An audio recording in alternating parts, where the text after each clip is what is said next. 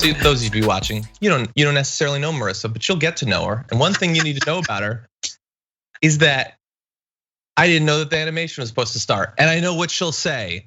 I gave you visual updates, but I don't pay attention. And that's what you need to know about me. Anyway, Marissa, you're the best. Anyway, you'll meet Marissa eventually. Everybody, welcome to the Damage Report. It's on Friday and we're live, whether I'm acting like we are or not. Brett Erlich, how's it going? I too missed the countdown, and the best part is Marissa is there's 3 windows, so 2 of them are small and 1 of them is big, so it's split on the bottom and I did it this way so I wouldn't miss it. She's just like very prominently featured on the screen, and I still missed it too. Well, I only have 2, so I have smaller previews of people, but like as soon as I called her out, I saw in the tiny preview, she went. Because why would a host of a show do that to their employees? These are all good questions. Perhaps we'll figure out some answers as we go through the show. Super weird to call her your employee, John. She works for That is a very good point. That is a very good point. Okay, I end up being the bad guy, as you would expect, actually. She could have you fired. It'll end up happening someday. I look forward to it. Bring your best, Marissa. Anyway, okay, so today's gonna be a great show because it's Friday and because I'm feeling good and I'm wearing a shirt with little pineapples on it. And they're not pajamas. Stop spreading rumors that they're pajamas on Reddit. I had I worked at the first place I had to wear like nice clothes to go work. I was in a talent agency. You had to like wear a tie every day. And some guy, Raj, said to me, "Don't ever wear anything that can be described with like an adjective like this. Nice pineapple shirt. Nice elephant tie." Those are and not I look the down same and I am thing. wearing an elephant tie. Were you also wearing a pineapple shirt? No, I would never do that. That's ridiculous. I'm gonna wear this because it's comfortable, okay? Anyway, so welcome to the show. Great to have you here. Excited for Garbage People this week. I think it's gonna be a good one. Also, I just want to answer your question. You haven't asked it, but your shirt has. I do like pina coladas and getting caught in the rain. Both things? Mm-hmm. I never thought I would meet someone who synced up in so many different ways. Anyway, everybody, welcome to the show. If you've only been here for a few minutes, you may not yet understand that this is technically a politics show, but it'll come. It'll so, John, come. Before you continue, when does the Jimmy Buffett concert start? Like, when is the beginning of it? Do I need to find a seat? Did you bring the parrot head stuff? I made a conscious effort to craft a rundown that I think you and I can actually get through in an hour, but it's not gonna happen. It's not gonna happen. I tried to map quest Margaritaville. So if you could just text me the directions, it's gonna be a lot easier. Okay, I'm gonna go put on a black t-shirt like I always do. Okay, so we have a few things we have to get through before we get to the stories. And in those stories, we'll be talking about the last night of the DNC, Trump's bonkers press conference yesterday, or rally meeting, I guess, technically. What could change a Trump or Biden voters' minds? Not much, but we know what it might be. Steve Bannon, there's some video of him, related to the breaking news of yesterday that's just amazing. It's so good.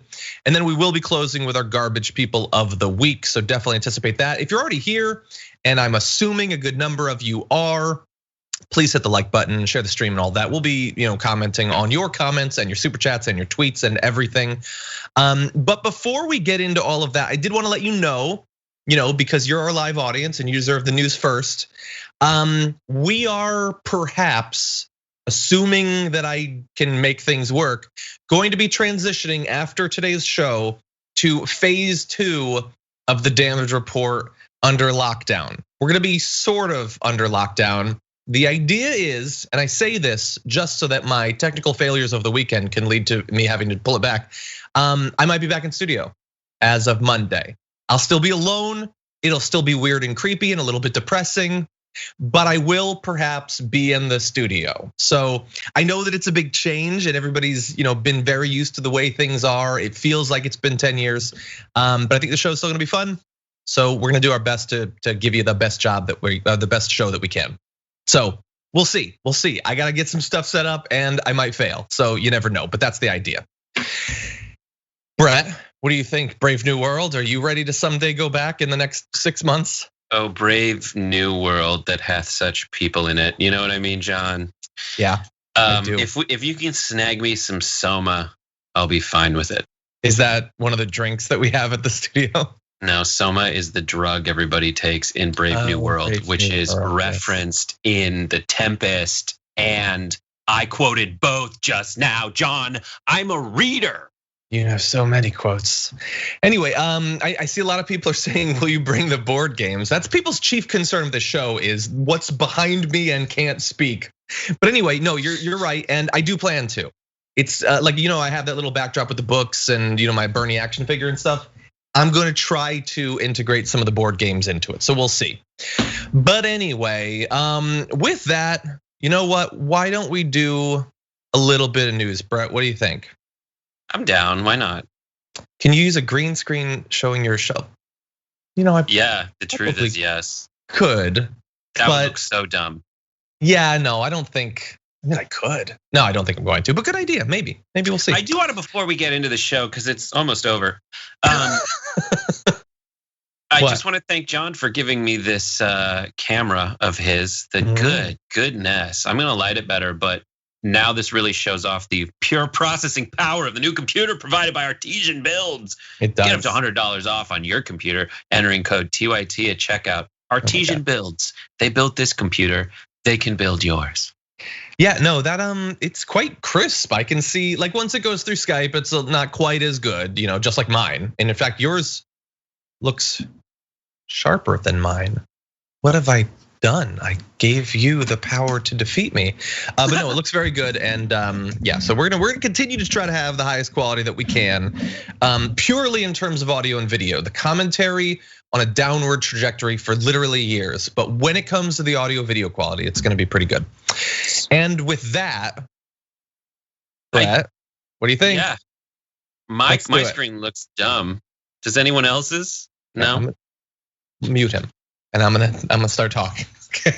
Anyway, let's do this. Let's do a little bit of this, and then we can talk about Pop-Tarts or whatever. Okay. Last night was the last night of the DNC, and it was a big one because there were some heavy hitters. Pete Buttigieg gave his speech, and Bloomberg. We'll talk about those, but the biggest one obviously is Joe Biden, and I think that it's safe to say that a lot of people watching that were wondering, how is this gonna go?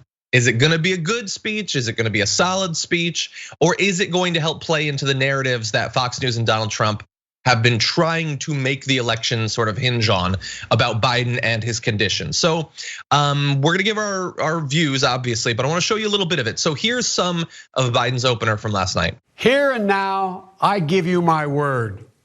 If you entrust me with the presidency, I will draw on the best of us, not the worst.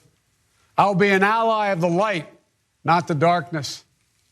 It's time for us, for we the people, to come together. And make no mistake, united we can and will overcome this season of darkness in America. We'll choose hope over fear, facts over fiction, fairness over privilege. I'm a proud Democrat, and I'll be proud to carry the banner of our party into the general election. So it's with great honor and humility, I accept this nomination for President of the United States of America. But while I'll be a Democratic candidate, I will be an American president. I'll work hard for those who didn't support me, as hard for them as I did for those who did vote for me. And I'll pass the preferred policies of the people who voted for me, but even more so the ones who would never give me the time of day. No, I'm joking. Okay, so Brett, did you share my concerns about how it could go, that there might be some sort of big flubs or mistakes, or that generally the energy would be too low, that sort of thing? Yes, there were a lot of things working against Joe Biden, some of which were Joe Biden, but the others of which were just the facts of doing a DNC during a quarantine where there was no one around. And that's something that Joe Biden definitely thrives on, is human beings. And he's a great by and large, he's a really good retail politician. He goes and he's one of those guys, and Al Gore's the same way, where they just look at you and go, how are you? And yeah, it's a little too intimate, but you're like, I don't know, I'm good. Your eyes, I don't know why I find such joy and peace in them. and that's Joe Biden. But man, did he kill it! And I mean, we can get into a conversation about what killing it means, but in terms of delivering the lines in a way that communicates something necessary in the eyes of many Americans right now, 100% he succeeded.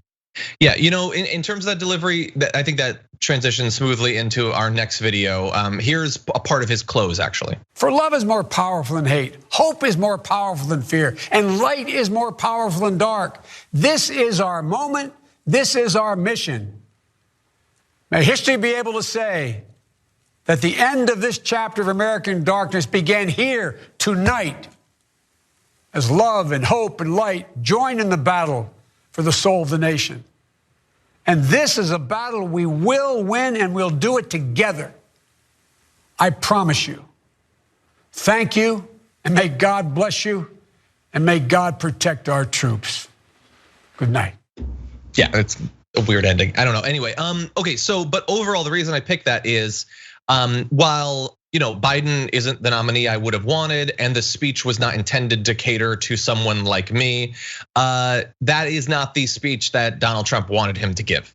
He didn't want him to seem like he stumbled a few times. Someone in the chat said he stumbled 8 times. Okay, it's a speech. You're gonna stumble sometimes. He also has an empty stutter, and he has a stutter. Exactly. The idea that someone born with a stutter can be in politics is exactly a triumph. But overall, he didn't fall apart. He didn't lose his place. He spoke with energy and seeming passion and compassion for what people are going through. He demonstrated empathy. And I know some people like Michael Shore, who obviously has paid attention to 100 times as much politics as I have, says it was Biden's best speech ever. I don't know if that's true. I thought Biden's speech in 2016 at the convention was pretty good, but it was definitely a good Biden speech. And it was obviously more coherent than any time Donald Trump has spoken in his entire life. And so for the sort of race that Donald Trump wanted to be involved in, this is not the speech he wanted Biden to give. Yeah, and there's a great moment that's kind of floating around, and I think we'll play it later on TYT, is on Laura Ingram's show, Don appears, little Don Jr. appears, and there's just an amazing moment where he's like, all right, let's get into it. I'm on Ingram. This is a safe place. I'm just gonna deliver my lines. You looting person, voting person, let's get at it. And Ingram just goes, yeah, he really killed it tonight. I mean, everything you want to say about Sleepy Joe Biden, you can't anymore. Your thoughts, and you see, and JR pitched this, he's like, you just see the emoji, the smiling emoji turn into the frowning emoji on Trump Jr.'s face. And it's absolutely true. Now, they're still gonna say it.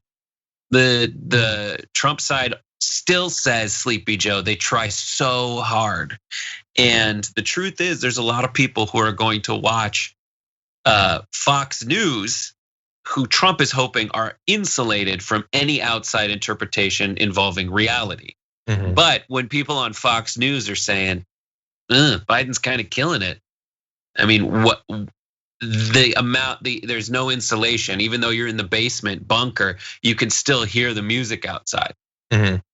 Yeah, and that the context of the room that it has to be given in. I've tried to give credit, like yesterday on the show, to Kamala Harris, who didn't give as good of a speech as Biden. We got to give people a couple extra points because it's weird to give a speech in an empty room. So everyone needs to understand that. So but no, it's a wildly different skill. That's the other thing that people need to know is it is a different skill in political communication. Giving a speech in front of a room is a completely different skill than essentially shooting a commercial, which is going straight down the barrel and delivering your point directly to a camera in a quiet room. And it's the difference between like stage acting and screen acting. Like if you watch early movies, everybody's like really overacting, giving you like, I'm on stage and I'm just gonna do it like this. And that it took years and years for essentially Brando to say, I'm just gonna be small because the camera picks that up. And Obama understands that. Both Obamas understand that.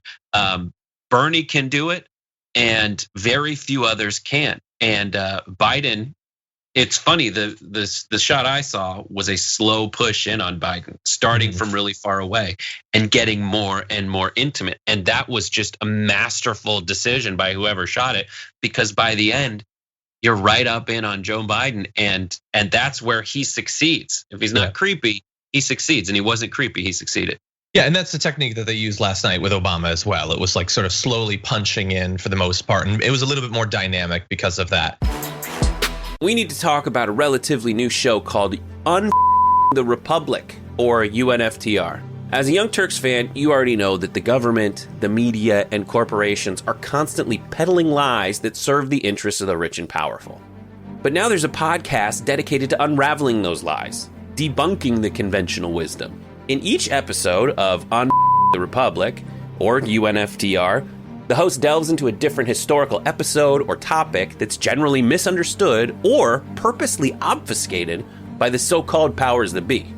Featuring in-depth research, razor-sharp commentary, and just the right amount of vulgarity, the UNFTR podcast takes a sledgehammer to what you thought you knew about some of the nation's most sacred historical cows. But don't just take my word for it. The New York Times described UNFTR as consistently compelling and educational, aiming to challenge conventional wisdom and upend the historical narratives that were taught in school. For as the great philosopher Yoda once put it, you must unlearn what you have learned. And that's true whether you're in Jedi training or you're uprooting and exposing all the propaganda and disinformation you've been fed over the course of your lifetime. So search for UNFTR in your podcast app today and get ready to get informed, angered, and entertained all at the same time.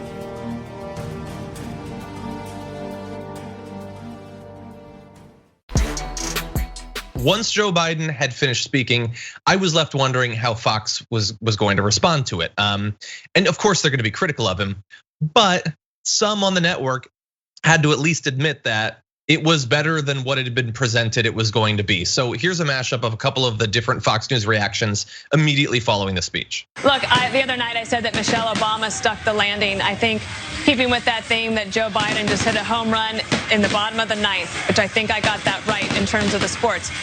He had pace, rhythm, energy, emotion, and delivery. So I think that if he looks back, he's got to say that's probably the best speech of his life. And he really just took the moment, and I love that. Now there was. I thought it was an enormously effective speech. Remember, Donald Trump has been talking for months about Joe Biden as mentally shot, a captive of the left. And yes, Biden was reading from a teleprompter and a prepared speech, but I thought that he blew a big hole in that characterization. It seems to me that after tonight, Donald Trump is going to have to run against a candidate, not a caricature. The Democrats have had a good convention. Now it's the Republicans' turn. Okay, so look, Chris Wallace has been fairly critical of Donald Trump in comparison to other Fox hosts, so bear that in mind. And he can say now Trump is going to have to run against a candidate rather than a caricature, but Trump is going to do what he's going to do, and he's going to try to make those same things stick. I just think that it is less realistic that will work. If Biden ends up giving that same sort of performance at the debate, relatively keeping it together, the expectations have been set so low that it's going to come off looking like a win for him. Yeah, that is the expectation. You're absolutely right. And I would it's a slight distinction, maybe without a difference, but the reality is created by Fox. The reality for the right is created by Donald Trump and Fox News. And there is a struggle there. So Trump will absolutely do what he's going to do, but in terms of creating that reality in the viewer's eyes, like the Dana Perinos, the Chris Wallaces are able to shift people's opinions at the margins. And in a layout like we have in America, where you can be up by 11 nationally and it's a squeaker till the end, like those margins matter. Yeah, it does.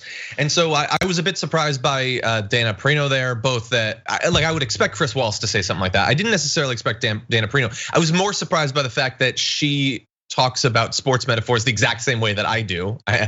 That stood out to you, but not even going to go remotely close to that. I make the same sort of self-deprecating jokes. But anyway, this morning, I thought this was a great headline. I couldn't watch. What are you gonna say? I was just gonna say she's a Bushy, she's a Bush person, and she was a Bush communications director. So a couple things there. She's like, let's get back to, quote, caring about the way this place looks And for her, it's not just the presidency that's been tarnished in her eyes. It's the pulpit or whatever, the podium at the pressers that's been tarnished in her eyes. Watching Kayleigh McEnany go out there, like she's from the Ari Fleischer, Dana Perino time where you just didn't say anything. And you kept it close to the vest, and you didn't look like an idiot. You kind of just looked like a jerk. And she would and people are looking like idiot jerks up there right now, and she doesn't like that. So that's probably part of the reason why she's saying what she's saying. It might be, yeah. And look, that's a lot of what Biden is trying to do. Tell people, look, whatever you preferred about the previous time, we're gonna give you some of that. Now, this morning, Fox and Friends apparently played a mashup of positive media coverage of Joe Biden's DNC speech because one of the narratives is that everybody's too easy on him. But then they had to concede that it was a good speech, so somewhat undercutting their argument. Although I don't know, Brett, if you saw Pete Hegseth's like a Biden's talking about light versus dark, and sure, there's Marianne Williamson vibes to that, saying, what does that make Trump like Darth Vader? And isn't Comrade Cortez the Jedi? He just is like, I just got a free trial for Disney Plus, so I'm kind of going through all the stuff. Catching up. That's all it is. Yeah, and look, dude, okay, I get that you're trying to sort of imply that you're tapped into pop culture or whatever, but it was Brad Parscale that was talking about the Death Star, and you guys thought it was so funny when Trump was Thanos. Now you're like trying to spin that on a guy who didn't even say that. Also, Jedis are cool, man. Yeah. You just called her super duper cool. It's the coolest thing. It's right up there with superheroes. Anyway, yeah, so look, it's gonna be interesting to see. I'm assuming that, look, Tucker Carlson and Sean Hannity are not going to continue that sort of like, no, he actually did okay. They're not gonna say that, obviously. But it'll be interesting to see if Laura Ingraham from last night to today, if she significantly changes the way that she talks about it. I would expect that she would. There was I think it was a Vanity Fair piece or like a Brian Stelter thing explaining essentially why you won't see that at Hannity. And it's Hannity does think that Trump's nuts. That's what it's been reported. I did see that. Staffers have been saying that Hannity knows that Trump's crazy. He just is like, I don't know, I know where my bread's buttered. And that's it. So it's all those suspicions seemingly confirmed. Yeah, I hope that Trump sees that. We'll see. We don't know. Yesterday, Donald Trump gave a speech. And when I say that, I mean that he spoke. That's it, really. That's the bar. He is going to be criticizing today Joe Biden's speech, that it was off a teleprompter, that it was not good enough. When he does that, I want you to bear in mind what he was talking about at his address yesterday. We kept the oil, if that's okay with you. We kept the oil. We have some back and keeping the oil. We should have kept the oil in Iraq, too. Remember, I used to say, keep the oil, don't go in. I'd say, don't go into Iraq, but I was a civilian, nobody cared. I was like you, so nobody cares. I want to get that mosquito out of here. I don't like, they'll say it's cruelty to animals. I don't like, no, it's true. They were saying the other night, the shark. They were saying, those sharks, we have to protect them. I said, wait a minute, wait. They actually want to remove all the seals in order to save the shark. I said, wait a minute, don't you have it the other way around? That's true. I'm not a big fan of sharks either. I don't know how many votes am I going to lose. I have people calling me up, sir, we have a fund to save the shark. It's called Save the Shark. I say, no, thank you. I have other things I can contribute to. Yeah, he does a lot of contributions. Okay, so I get it. I've had this conversation with Brett enough. I know, Brett, he's joking. He's being charming, right? Not anymore. No, wait, Trump's what? Was I wrong? Me. He's joking. It's just not reading. And especially if in your head you have, hopefully, you have this idea of Trump in front of like a giant crowd all the time. You could hear the laughter coming back at him. And now it's like the soup. It's like one guy. Oh my God. And that's it. It's so bad. He's so aggressively dumb. Yeah. That was aggressively dumb. It's a pandemic, and there's been an economic collapse, and he's telling jokes. And that's why, like for me, I've said it on your show before. It's like if you are, so obviously it seems like the Democrats are angling for moderate Republicans to get them to come over to the other side. And until this pandemic, for those moderate white suburban Republicans, it was just annoying and the country wasn't tangibly worse for them. Now the country is tangibly worse for them. And those aren't the anti-intellectual voters. Those are the ones who are like, I want to send my kid to a good school out here in Naperville and Oak Park and Springfield, Sycamore Crest. Those folks are not responding well to these statements. Those folks just didn't want the Clintons jammed down their throats. Like they'd had it with or they just stayed home because they didn't want to do anything. But now the country's worse. And even people who know that their stock portfolio is doing well right now, they know that it can't go on like this.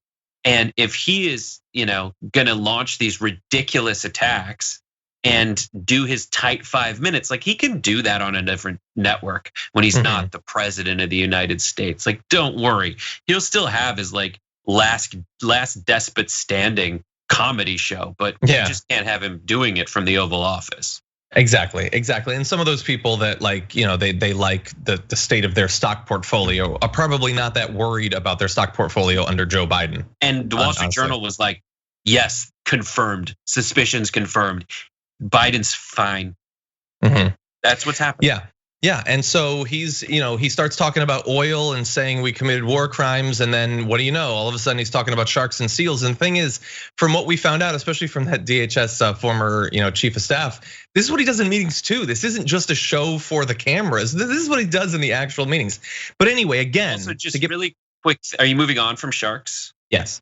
Okay, before you do, there was a non-tiny version part of the Stormy Daniels account of what happened, where she said he kept like freaking out about sharks. That's true. And they were like, it's all false, it's all false. It's like, well, he just, in front of his big trucks, he's talking about how scared he is of sharks. Oh, what a man, what a man. Exactly, big shark or big truck, small shark. Yeah, like the weirdly confirming the intimate details she gave. Like if she talked about moles and he just kept talking about itchy moles or something, like, dude, you gotta get something new to talk about. Again, he's gonna be talking about, no, don't worry about what Joe said last night. He's still Sleepy Joe, he's still Crazy Joe or whatever. He just doesn't have it together. You know who does have it together? Donald Trump, as this mashup will demonstrate. And I see again the forest fires are starting. It's starting again in California. I said, you gotta clean your floors, you gotta clean your forests. They have many, many years of leaves and broken trees. And they're like so flammable. You touch them and it goes up. I've been telling them this now for 3 years, but they don't want to listen. The environment. Little things and they laugh at it when I say it. The light bulb, those new expensive light bulbs. I said, what happened to the old ones? They're better. They said they were mandated out. I said, why? Nobody could explain why.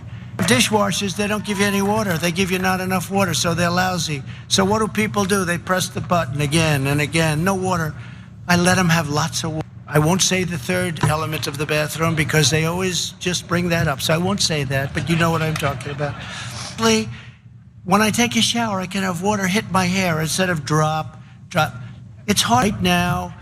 We are leading a war that's incredible, but right now we're leading in so many polls that they refuse to put out. Okay, so there's a lot there, and we could have just played the whole thing.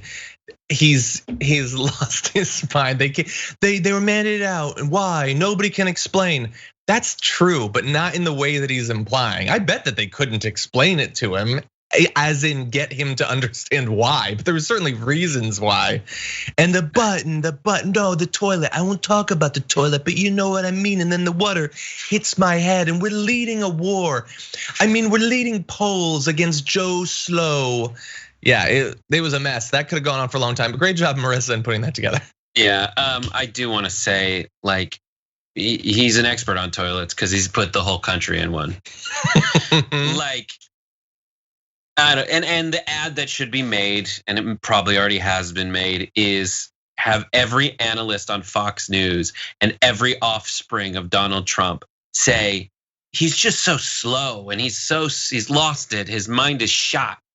all those things that they're accusing Biden of, and then just play that mashup in between them. Yeah. Because Trump his brain is jello, and Obama's attack is so accurate, which is he hasn't risen to the job because he can't. Because he can't. It's just not in him. I mean, I know his fans want it to be in him. And if you're stupid, you think you know everything. Mm-hmm. That's what they teach you. Don't act like you're dumb. If you're an actor, don't act like you're dumb. Act like you know everything, and you'll seem dumb. And that's exactly what we just saw. Yep. And there's an aspect of that I want to focus on. So Donald Trump gives his speech, and most of it, weirdly enough, is about the environment in one way or another. It's how he knows what's best about how you stop forest fires, which is that you have to rake nature. And he knows what's better with the environmental standards on the light bulbs and the dishwasher and the toilet and my hair. And sharks are scary. I hope they eat the seals or something. And mosquitoes, it's all, and we gotta steal the oil. We need more. It's all about the environment. And then he gets to the projection. So he had this to say, AOC, that's another beauty. She's the designer of the Green New Deal. She knows nothing about the environment. She probably never studied. If I asked her, how many hours have you taken on the environment? Yeah, that's a tough question for her. How many hours have you taken on the environment? You should learn more about mosquitoes and forest raking and sharks from the president. You said this once about the grabber by the P tape. He talks about doing it with ladies like someone who's never done it.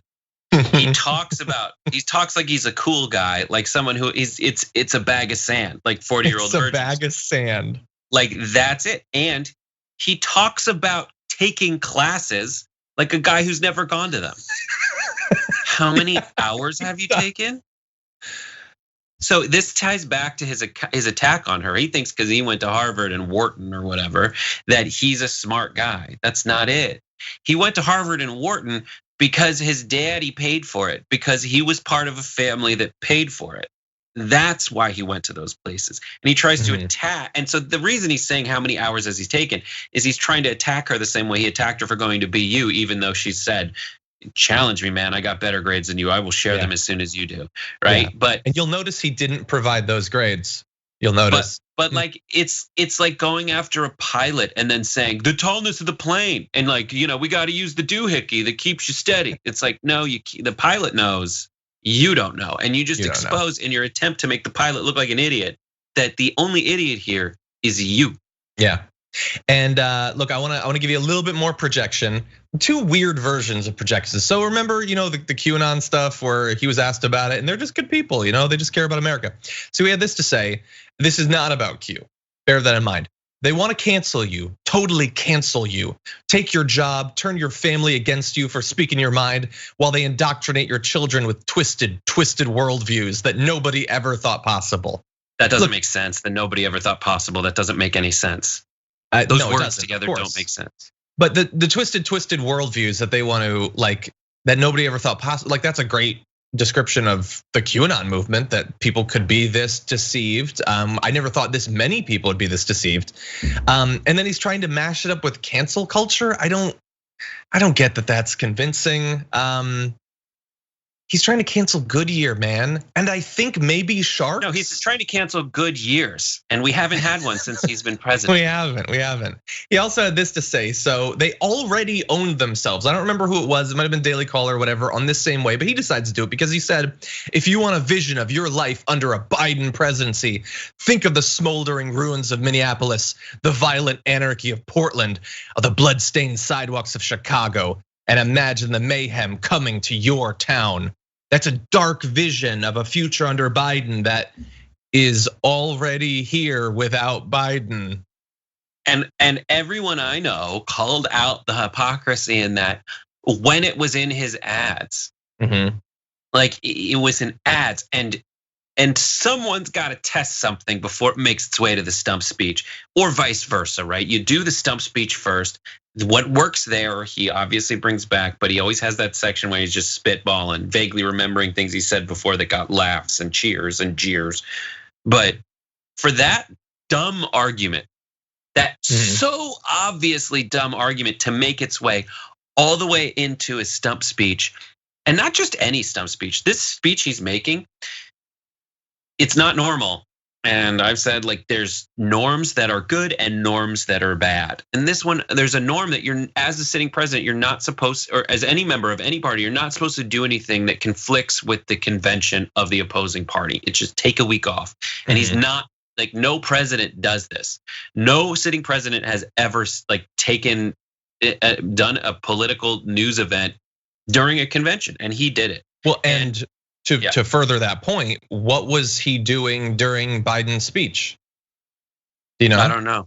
He called into Sean Hannity's show and did a live interview for that hour. It's funny. He's such a sad little man. As if any Hannity viewers were watching the Biden speech anyway.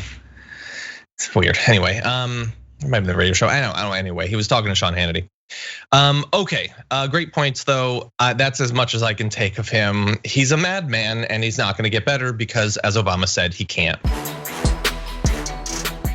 We've still got a couple of months until the election. So the question is, how much room is there for people to change their mind? If you've already decided that Biden's your guy or Trump is the person you're gonna vote for, can you actually change that? Well, there's a poll trying to get to it.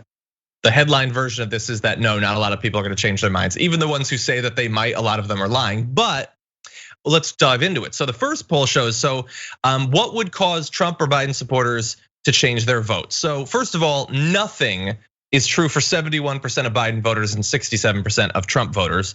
But would it be a personal thing or a policy thing? Turns out personal stuff a little bit more likely to affect Biden supporters, policy stuff more likely to affect Trump supporters.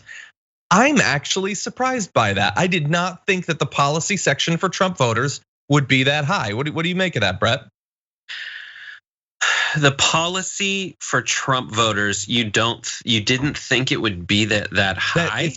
If Trump were to go to change to supporting some policy or opposing it, that would be a significant chunk of all of the ways that his supporters could turn on him. I assumed it would be more personality-based things or identity politics-based things, or he hates the same people I do.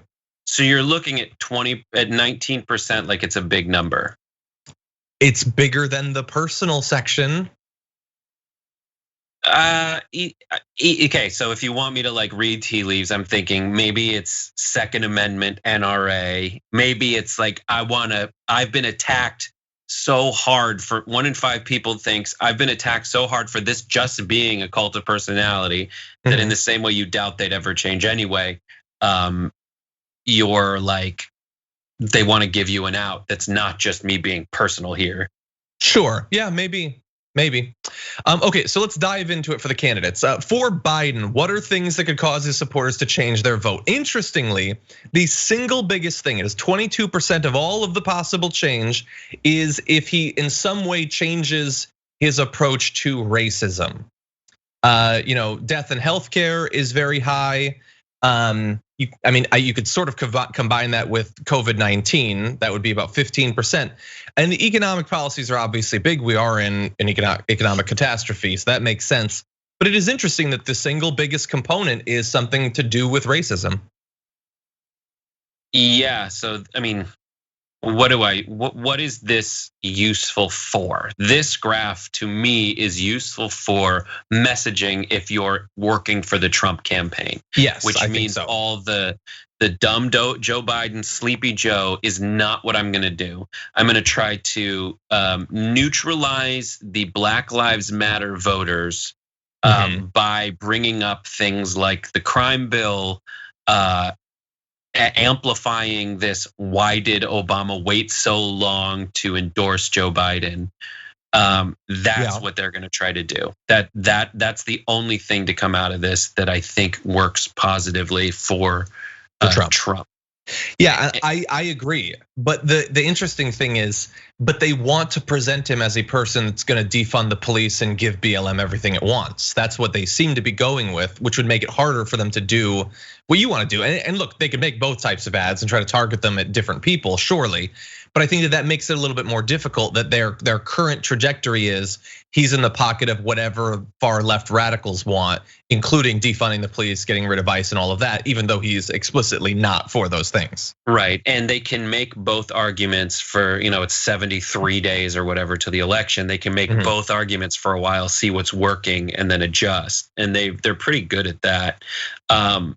They're good at both that and then just saying something over and over and over again, unwaveringly. The other explainer potentially for this 22% is that that's just the biggest, one of the two biggest things right now.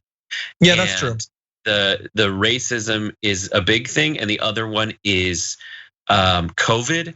And the two aspects of the COVID issue are death and health and the economy. Yeah, that's true. So that's true. Those split each other, and when added together are essentially the same. It's also interesting, by the way, that commit a heinous crime would only convince 7%. I think the reason that that's out there is just because it's a thing that could happen, but they don't believe. People who see that are like, all right, that's not gonna happen. Oh, I see. They're saying it's just unlikely to be the thing. Okay. Yeah, well, now let's compare this to the Trump supporters. So I actually am a little bit more impressed, and maybe it's sort of trying to get out in front of what you said, basically, that like, hey, stop saying we don't have policy concerns. I'll give you policy concerns. But death and health combined with COVID is it's a huge percentage of all of the possible things that could change their view. My follow-up question to this would be, if I could, is, wait, so what has he not done that he could potentially do that would sway you on that topic? Like 177,000 people have died. What are you waiting for at this point to have a critical view of his response to the pandemic? So my interpretation of that is that 18% doesn't think that COVID's a thing, and they think that Trump is on their side with that. And if he comes around, and this is just a guess, if he comes around and starts advocating for shutting things down, then I ditch him. And the explainer for that, and the thing that would explain that is the same options are available here for Trump voters and Biden voters, but the Biden voters are more into the actual outcomes of Trump's mishandling of COVID. And they think that, I read this as, what do they think that Biden could potentially mess up on? And they just don't think he'd mess up on COVID, because he's been saying that he has a plan and sharing it since March.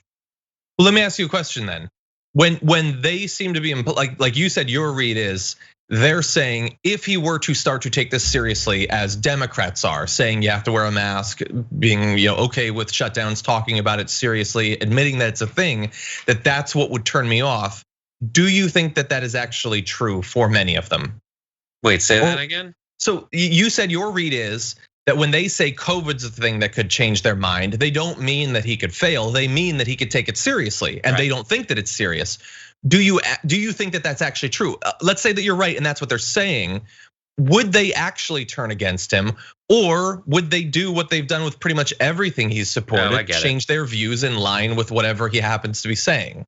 I think they could. I'm fine. That second interpretation is probable, or that second one option is more probable, because they have with everything else. Because he is a hypocrite. He has changed his positions, and no one seems to care. And we talk about that voting block as like 20 to 35%, crazily enough. And it hasn't really changed. It's eroded at the margins, but no. And that's true. I wasn't, and I think my interpretation isn't it. My first, which you described in the first part of it, is not at odds with the second part of it. That's how they're answering the question, and that's how I've always approached polls. Is people know they're taking a poll, they know they're answering a question. They do so not, you would assume, maybe because it's anonymous, that they would just answer it anonymously. But a lot of people know they're taking a poll and know that that this poll will be used for something, even in just like an abstract sense. And so I always see things like this, where this is how they're answering a question to someone, versus this is how they truly feel. Maybe. So look, I think that these are the sorts of things that could potentially play into both what we would expect for the election, but also how the campaigns could run. But the overall there's not that many people who seem willing to even entertain the idea of changing their mind at this point. It's enough to swing the election if there was a huge shift in the people who haven't yet made up their mind, but a lot of people have made up their minds. Yesterday, breaking news, Steve Bannon and a few of his accomplices were charged with wire fraud and other crimes having to do with stealing the money that was donated to a charity fund to build the wall. Now, look, he's a grifter. I don't think it's a massive surprise to people that this was an incompetently run organization. The idea that they were like blatantly stealing the money to buy boats and things was a little bit surprising. We showed you the boat, the Warfighter. What is really surprising though, is that Steve Bannon actually admitted to all of it on video. Take a look. Stephen K. Bannon and Brian Colfage. Welcome back. This is Stephen K. Bannon. We're off the coast of Saint-Tropez in southern France in the Mediterranean. We're on the $1 million yacht of Brian Colfage. And Brian Colfage, he took all that money from Build the Wall. No, we're actually in Sunland Park, New Mexico. What? He just said what they were doing. He said it. And he said it exactly what they were doing. Why would you do that, you arrogant bastard? I just didn't see this. That's amazing. You hadn't seen that? I hadn't seen that. Colfage looked quite uncomfortable as Steve Bannon was telling that joke. Yeah, no, we stole the money. Colfage was in on it. He bought a boat with it, and now we're living the good life. But that's what you did. You just tweeted it, you fool. You tweeted it. That's so insane. It's so strange though, like there's two, I don't know if there's two groups, but there's this I mean, I'm gonna sound like everybody who's been a socialist forever. But like there is this fetishization of the grift and the scam in the essence of capitalist free enterprise. Mm-hmm. And it's the good work if you can get it. Like, what are you doing? What if you're giving money to this organization? There are theoretically two things you value. One, unbridled capitalism, because you're voting for Donald Trump. The greed is good, Gordon Gekko candidate. Let's just do it. Screw the government. And two, you hate like brown people, right? Mm-hmm. That's it. They're the problem. I'm not sure why. Something about jobs that I'm not doing, but yeah, it's them that are the problem. And you gave money and both things happened. Mm-hmm. But the truth is, the people like Bannon and Colfage and Trump, they all view, well, maybe not even Colfage, he's just like, sure, I'll take it if I can get it. But they all view you the same way they view Mexican people and Salvadoran and people in caravans trying to find a better life in America, so to speak. Mm-hmm. They just view you as puppets and people to line their pockets. Yeah. So it's weird that there's no difference in the way they think of you and the people you hate. You know, they're both but they're just using you. Mm-hmm. And I wonder, again, like similar to the last thing we talked about, like I wonder if when they discover that they got used, if it'll change anything for them. Because they're like, I don't know. It doesn't seem like they didn't mind that Trump was scamming them with his university and all that stuff. They really don't seem to mind being scammed. And so what do you know? Their politicians and their media commentators are all grifters. All right, so there's one problem with that, both with the line of arguments we've just been making, is the out that they've given themselves. When all else fails, which is deep state. Yeah, and they'll say that about Bannon, sure. That he was, but Trump is the one doing some of the scams. But they were no. They aren't scams, John.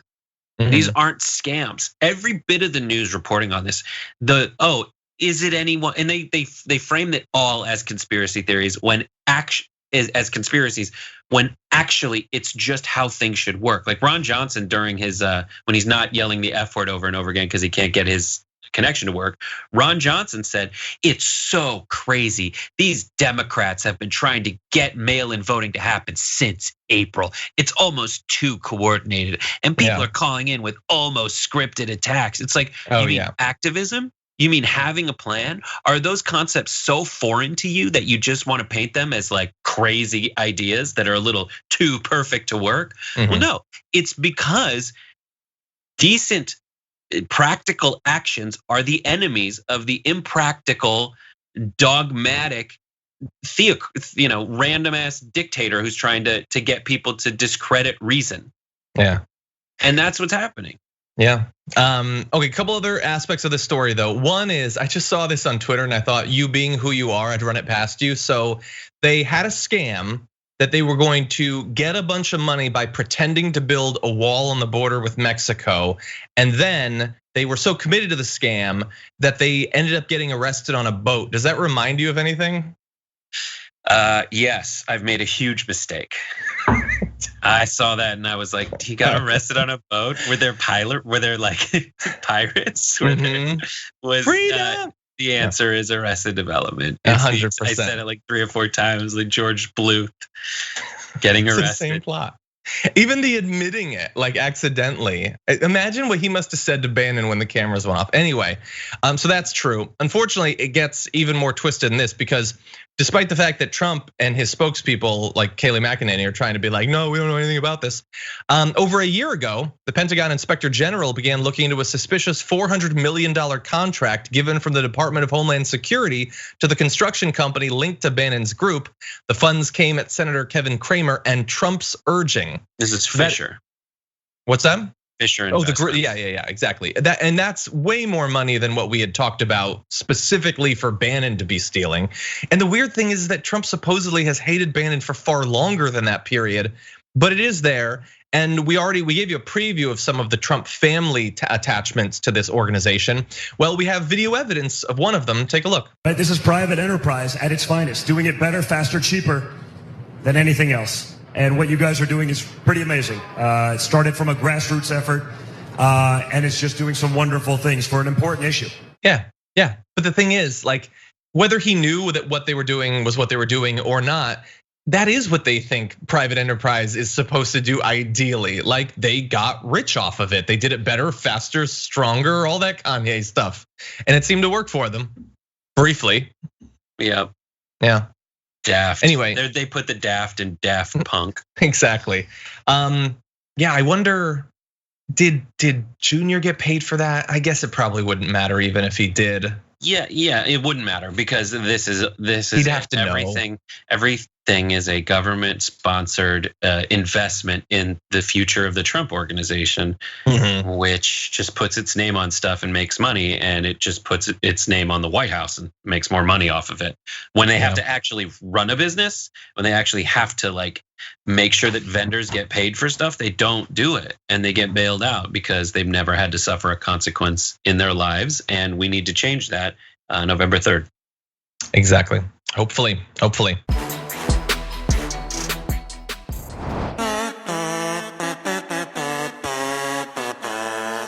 My garbage person is the guy who shot Osama bin Laden. That's it? That you're gonna explain it a little bit more? Because I'm worried. Did you have an issue with that? Oh, good for him there. He was flying on a Delta Airlines flight and he shared the term "I am not a P word" while wearing no mask. And folks came out and said, it's a lot of, it's just this idea that he is a man's man. I shot bin Laden, and where I used a tool called a gun and wore protective gear to protect myself, and took a lot of actions to make sure people on my team didn't get hurt. But I'm not gonna do that now on this flight. Yeah. So yeah, that is disappointing because obviously, like like the serving and everything, very brave and all of that. But this is a great demonstration of the limits of American masculinity and bravery, or at least sort of the traditional conservative conception of what it's supposed to look like. And actually, I almost went with this individual as my garbage person. I didn't. I went in a different direction, but. So what will you do to show that you're a strong, tough man and you're brave? You'll go and you'll shoot people and all of that. But something as small as, hey, could you wear a mask so that you don't infect me with a virus? Nope, not gonna do that. That would make me look like a, in the words of Ben Shapiro, a P. But it wouldn't. It wouldn't make you look weak whatsoever. It is a weakness of these men to think that that would make them look weak. It is stupid and ignorant and small and selfish. And when you're all of those things, you're not strong, you're not tough, you're not a big guy, you're none of those things. Yeah, you did some great stuff, brave stuff in the past, but now you're being asked to do very simple things to safeguard people's lives. And you just don't have it in you. There's something broken inside of it. You just can't do that. And for a guy to go from being a quote hero to many, the guy who got it done to avenge the deaths of many Americans, being part of the apparatus that is causing the deaths of many Americans. And yes, he did avenge. He was part of the operation that avenged 9/11, but because of behavior like this and gross incompetence of the administration that endorses behavior like this, we've seen the deaths of 68 9/11s, 65 9/11s. So think about it. It is so frustrating. And then this is the same guy who has called the protesters terrorists, which is insane. And then called the people who the police who any police officer who did anything but like directly assault them, the ones he in his mind retreated, he called them P words. He's a P word. He's a P word. Yeah, super brave, did stuff that neither Brett or I could probably do, but there's more to it than that. And some of it just takes you getting over yourself.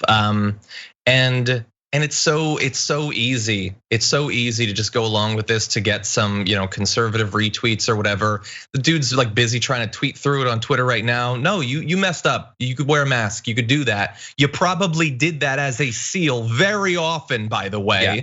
You did it then. You could do it now. That's not too much to ask. That's the bare minimum to ask. Not just for a SEAL, for literally anyone. Yeah. He was added to SEAL Team 6's Rock of Shame. Is that an unofficial list of unit pariahs, according to The Intercept, and he was banned from the team's Virginia Beach headquarters. So so there you go. So even in the unit, he is a D-bag. And then also he got banned by Delta Airlines, according to his account, which good. And this is what's so frustrating to me. These same people who are like, well, it's against a private company can't be forced to make a cake for a gay person. They think that those private companies should be forced to let you walk in without a mask. Mm-hmm. Yeah. No.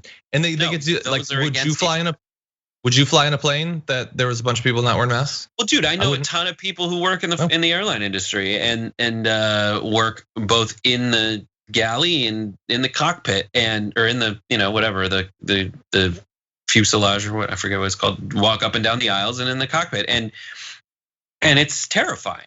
It's horrible and terrifying. And it's a very small space with recirculated air. Yeah, and people already are handing you like dirty diapers and stuff. Like, no, that's ridiculous. And they should take care of the people who work there, and that's it. And that's the priority. And again, if you think that 170,000 deaths is a hoax, maybe you are too lost. But at the very least, you can't get on the plane. Yeah, you can't because other people won't, and they get to make money. Last bit is like the inherent irony of like the guy who was a hero because he avenged people who were killed on a plane, endangering people on a plane. That is true. I had not actually directly thought about that. That's a good point.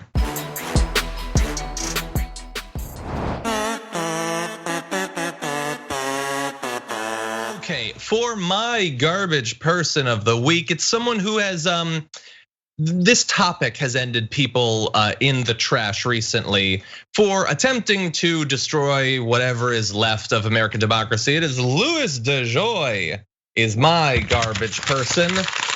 And he's been garbage this morning. He's gonna continue to be garbage throughout the day because he is doing his testifying before the US Senate right now. And he is confirming effectively what we knew about why he's there and what he wants to happen in the election. So he said in his testimony that he will not reinstall more than 600 mail sorting machines that have been removed under his leadership. Postal workers say the removal of those machines have contributed to major mail delays that could affect whether mail ballots are counted in the 2020 election. So it's been an absolute disaster. There's an LA Times article about dead animals in the mail and rotting produce and things like that. So when we saw his statement earlier this week about, no, I'm not gonna do anything more, whatever, until the election, we wondered, is this going to be absolute BS? Or at least what form of BS is it gonna be? Well, he's not gonna actually reverse those things. So the emergency condition that we're in, the disaster, will continue because that's the goal. He said specifically there is no intention to do that. They are not needed. But by no definition, political or just for a concern over the delivery of medication, no objective person thinks that they're not needed. They are desperately needed. But what they are not needed for is being there if you want to make sure that people can't vote in a timely fashion and make sure that all the votes are counted on election night. And that is, of course, the goal. And so they will remain out of service. We got 59 machines in Florida, 58 in Texas, and then it goes down from there. But these are in very big populous states, important states for the election. And so that was obviously dishonest. Now, I have a couple other things I'm gonna mention, but Brett, what do you think about the pick of DeJoy? It's a great choice. I agree with you. He is a garbage person. So his installation in this position is the same as Judge Doom and Roger Rabbit. Like, I bought the red car so I could dismantle it. Like he, instead of a trolley in this situation, it's the entire US Postal Service that he's in charge of. So he could make money, not with a freeway, but with eliminating democracy in the country best known for it. Whether that's accurate or not, but like Greece. We are supposed to Greece. Thank you, John. Thanks for your etymology. Oh, you had all of your quotations earlier. I get to make one Greece reference. That was a good joke. It was great. Thank you. Tell me more, John. I will, because there is more. Okay, so he also said this. He said, I have never spoken to the president about the Postal Service other than to congratulate me when I accepted the position. Which is interesting that you've never talked to him about the Postal Service. You just got congratulated. And Trump had said that he hadn't met with him. And in fact, Jim Acosta has a tweet saying just this past Sunday, Trump said he hasn't spoken to DeJoy. But White House confirms the two met last week on Monday. Okay, so he says they didn't meet. Then the White House is like, okay, they did meet. So then the spokesperson says, oh, but it was just a meeting to congratulate DeJoy on being confirmed. But he was confirmed months ago. Why all of a sudden now would they be meeting about that? No, that doesn't pass any smell test. Convenient. Yeah, it's convenient that it is exactly the thing that you were on record for. Perfect, nailed it. We really accounted for all parts of that, didn't we? And and how long was the meeting? Because and those two aren't mutually exclusive because congratulations on getting confirmed. Don't know how we did that. Now, also this will allow you to dismantle the post office the way that we always planned for it to happen. And there's so much nefarious about this. There's the incidental standard Republican approach to government operations, which is my argument is that anything run by the government now is wasteful. You should give that money to me so I can run it. My friends, the people who've donated to me, so I can it's just a way to privatize something so that a private corporation consisting of like 20 people can run it instead of like employing government workers who many more can make an actual salary and living with good benefits and a stable job off of it. But also the explicit job of getting rid of making mail-in voting as precarious as they said it would be. They're fulfilling the prophecy that they made. This isn't, hey, it's really bad out there and just look for yourself. It's like, no, it's really bad out there because you made it bad. The US Postal Service gets everywhere. And the private companies that y'all are saying are so great at it don't, and they cost way more money. This is just a grab for cash. Totally, and maybe I'm in a bubble as to the amount of success they've had in pushing this, but the idea that Trump on the one hand is saying it's gonna be a disaster while they're obviously doing everything they can to make it a disaster, that seems like, shouldn't we not let them do that? Maybe they're not, maybe they're not.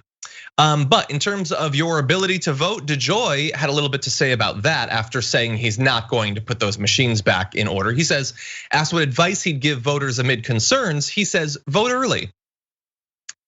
So that's Thank you. Nice and insulting. I will, Okay, and vote that's early. the only option that I have now, thanks to you and your terribleness. Yeah, and or also could you plug the machines back in? That would be cool. Could you do that? No, just vote weeks early. Okay. Right. Okay. It's like, oh, I'm gonna pause all the things I'm gonna that we were doing to the post office. That's like pausing the Jenga after you toppled it. Oh, Exactly. Plank, plank, plank. It's like let's just put a pin in this. Leave it right as it is. And so in that reference where I said plug them back in, you might be thinking, well, but didn't they take the machines away? And for a lot of them, they did take the machines away, but they didn't take all of them away. And some, they literally just disconnected them.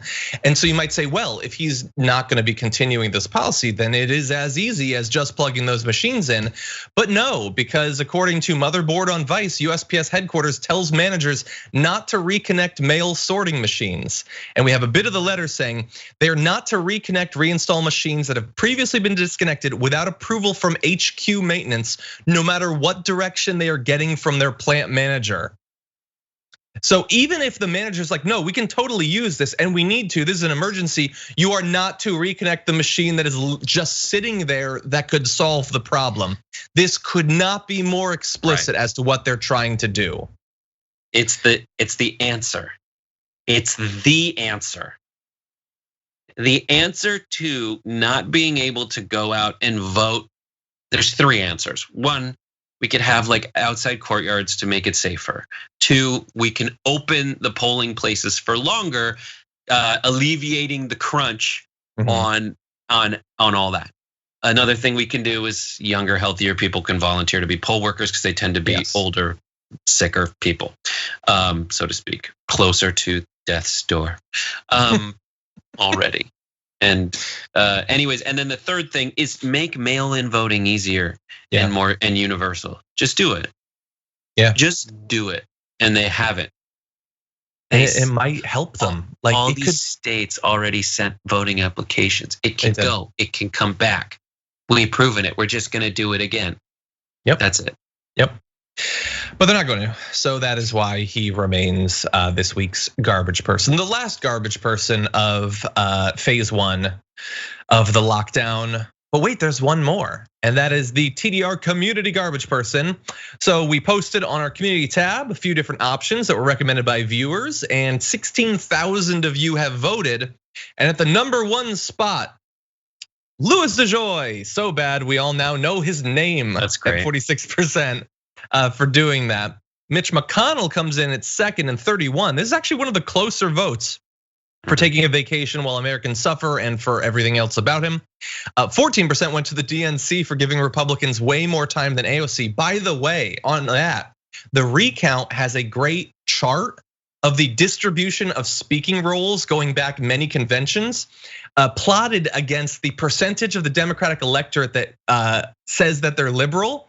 And it is a directly inverse relationship. Every single convention, more Democrats say they're liberal, and at every single convention, a higher percentage of the speaking roles go to conservatives. It's amazing. Liberal, such a weird thing. I know it is, but the numbers are going up. It wasn't liberal is a barb from progress, and so fewer and fewer of them should probably say it. I don't know, like it's a barb coming from progressives, so to speak. I understand that, but if the options you're given are liberal or conservative. Anyway, yeah, and 8% of the vote went to the meatpacking industry for doing nothing while workers got COVID. I'm glad that you guys are so focused on that. We were talking about it earlier this week. So thank you everybody for voting, the 16,000 of you that did. He is indeed garbage now, twice over. So he's twice baked garbage. Brett, thank you as always. What can people expect out of Happy Half Hour? Well, we got a couple programs coming up. Happy Half Hour today is Aishwarya Nag-Chaudhuri, who's going to be talking about, who's an associate producer, who's going to be talking about her experience talking to Noam Chomsky on Skype. I want to see it. And then Common Room tonight is a Boiler Common Room. The Boiler Room is our Pittsburgh contingent of publishers. We have made one change in the lineup, but it is still all Pittsburgh. It's going to be Aaron Wysocki, Hannah Gibbons, and Chris Hauk. And all coming from Pittsburgh, the people who publish your videos, who make sure they got tags, titles, descriptions, thumbnails, on time, when it happens, how it happens, they're going to share their opinions on questions I haven't come up with yet. So be sure to check that out. So that's going to be awesome. But everyone should also know Aaron Wysocki has been around like as long as only few others. Like he's one of the earlier employees. He's got the most behind the scenes information. So bear that in mind. Originally it was gonna be Mike, but Mike just got back from vacation and there's stuff he's got to do today. So he's gonna be on a later episode. We were gonna have Aaron for the OG episode later, but you gotta make these changes. You gotta, and we're gonna. Okay, with that, Brett, thank you as always. Great to have you on, and I'll talk to you soon. Great to be here. Deep, deep hugs. The deepest. Although not much media attention here in the US has been put into it, the situation in Belarus has been developing quickly over the past couple of weeks. And I personally am very excited to learn more about what's happening there and what the future is likely to hold. And so we are very happy to have joining us on the show, writer, editor, and analyst Natalia Antonova. Welcome to the Damage Report. Thank you. Glad to have you on. So we know that there are these massive protests that are going on. The opposition leader, following the contested results of this most recent election, has fled. That's pretty much my level of knowledge about it. So for those who might not know much about Belarus or its history with Russia, the current state of their government, what's basically been going on over the past few weeks? Well, Belarus has been ruled by the same person for 26 years. Since 1994, Alexander Lukashenko has been in power there. So that's longer than Putin, of course. We tend to think of Putin as this big dictator, authoritarian guy, but Lukashenko arguably has him beat.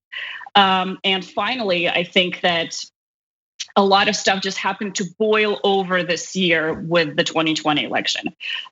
Basically, Lukashenko is known for jailing his opponents, for having political prisoners, doing all the usual textbook authoritarian stuff.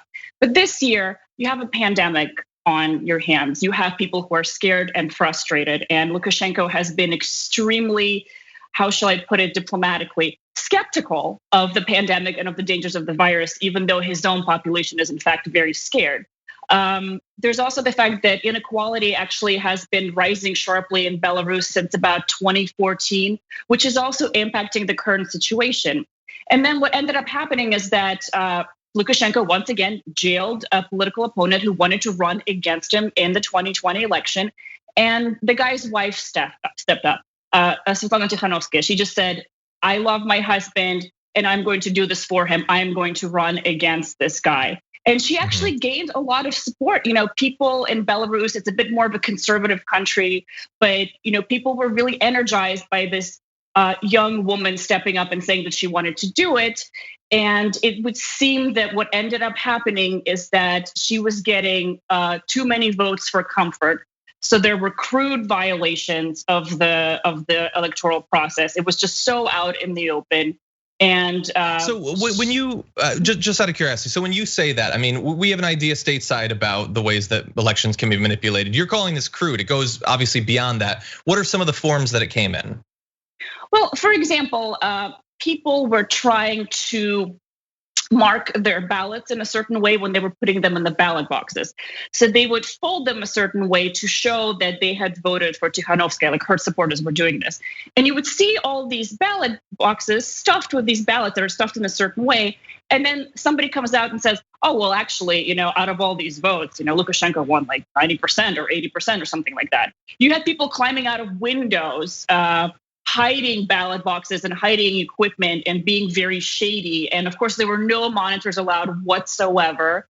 And in general, the fact that he said, well, the official polling numbers said that it was something like 80% for Lukashenko, and then maybe I think it was around 9% for Tikhanovskaya. It was just so galling what they were doing that it really, really boiled over. And so, yeah, and I saw that there had been, an international response implying that her suspicions were shared by, election monitors and experts and all of that. Is there any way to know what the people actually think? Are there any credible polls that could give us some idea of what the levels of support actually are? We don't have those. We don't have credible polls. We have some polls with extreme selection bias, people who are able to get online. There's some Telegram polling going on. So people who were using Telegram obviously are more connected to the world. They tend to be younger, and those people clearly show that they were voting for Tikhanovskaya. Unfortunately, at this point, this is why I don't like the responses of some European politicians who are saying, well, we need to make sure that every vote is counted. No. You have to start over at this point. You have to do a whole new election just to find out what's really going on. But of course, with the current situation and with Putin ostensibly backing Lukashenko, that's going to be very hard to do.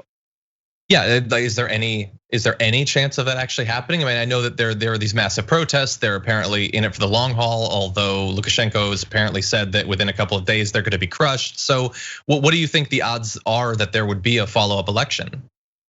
I have no idea what's going to happen right now. I think that's the scary part, and also the potentially exciting part, because I think everybody has kind of given up on Belarus, and we just didn't think that anything was going to change there anytime soon, but it has definitely boiled over. It has definitely reached a crisis. Right now, we're seeing the protest activity slowly going down just because people are very tired. People are scared. There have been a lot of torture allegations associated with what's going on. We've seen Russian journalists get dragged off the street and tortured for 16 hours and having to be freed by their own diplomats. So this is like a very serious issue. They're even going after Russians, which is ostensibly a very friendly country. Mm-hmm. So based on that, we don't know what's going to happen. We do know that one weapon against Lukashenko, one potentially powerful weapon that the people have, are strikes. And we are seeing some strikes. Of course, strikes are technically illegal in Belarus, which is why people who think it's a socialist paradise really need to wake up. It is not. No socialist paradise exists where strikes are illegal. I'm sorry, it's just how it is. So I don't know. I don't want to make any predictions, but it does seem like this is very unprecedented for the regime, and it does seem that he's genuinely shaken by this.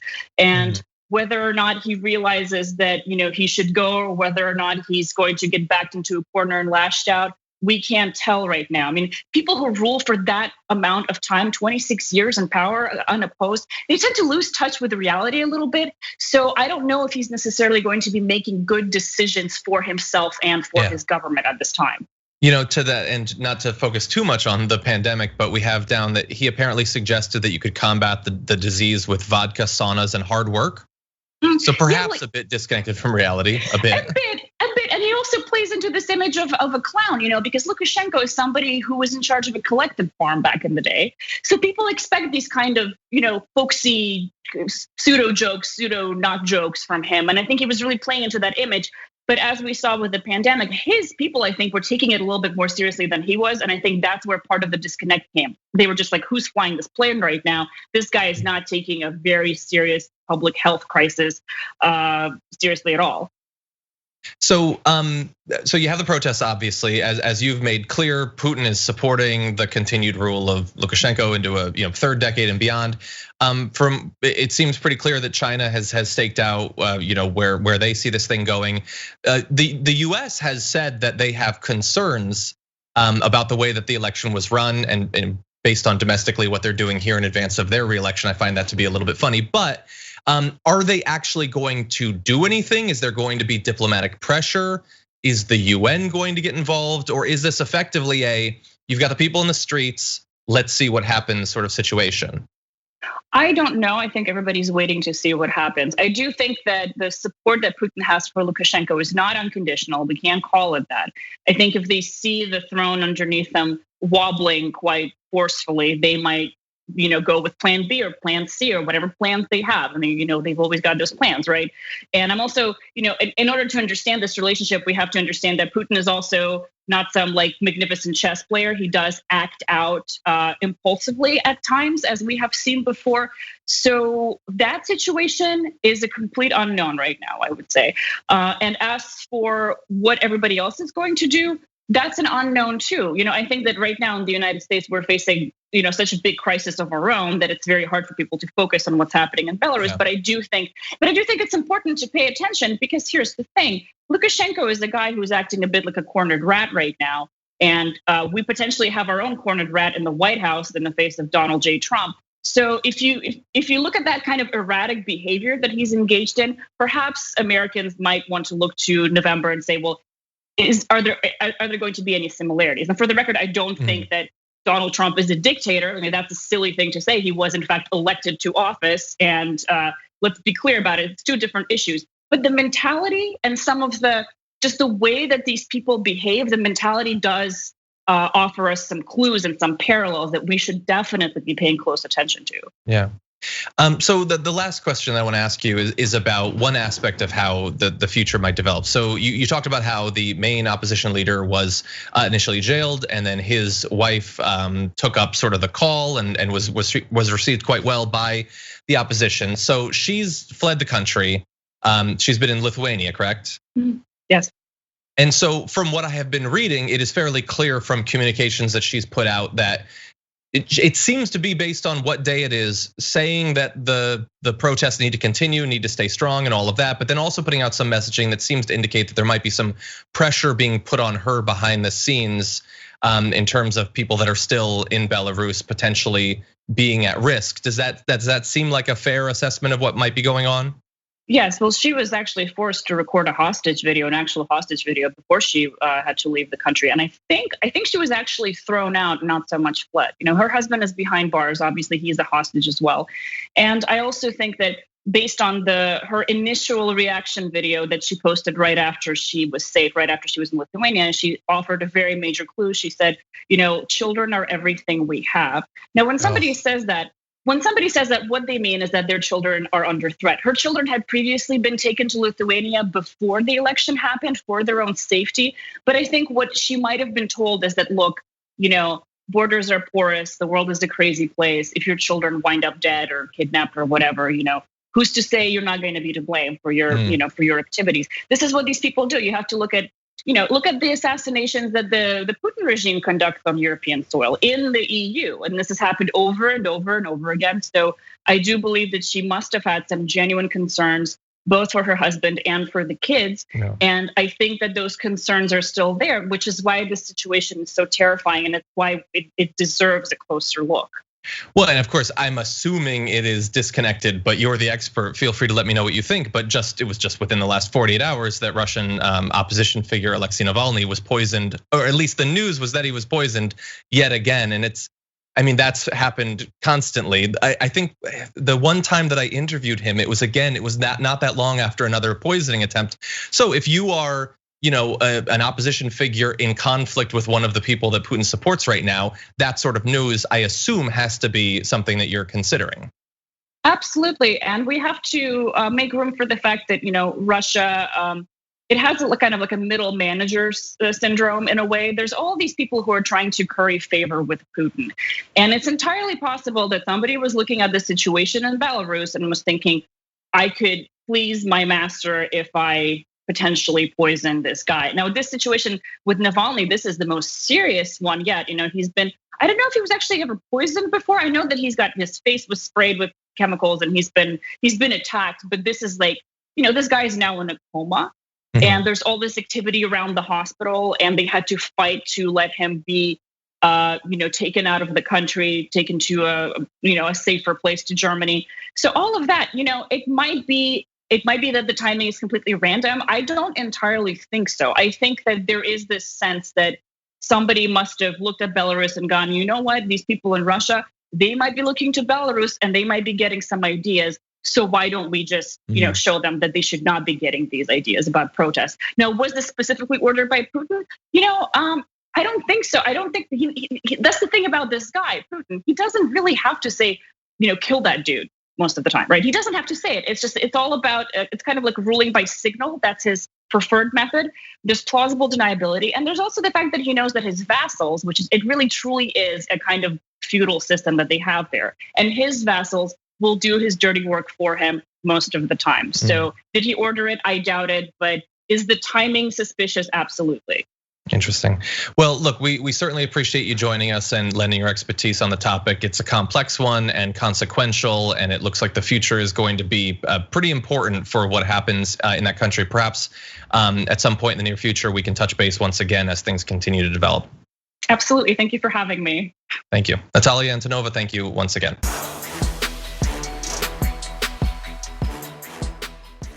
Thanks for listening to the full episode of The Damage Report. Support our work, listen ad-free, access members-only bonus content, and more by subscribing to Apple Podcasts at apple.co/TYT. I'm your host, John Adarola. I'll see you soon.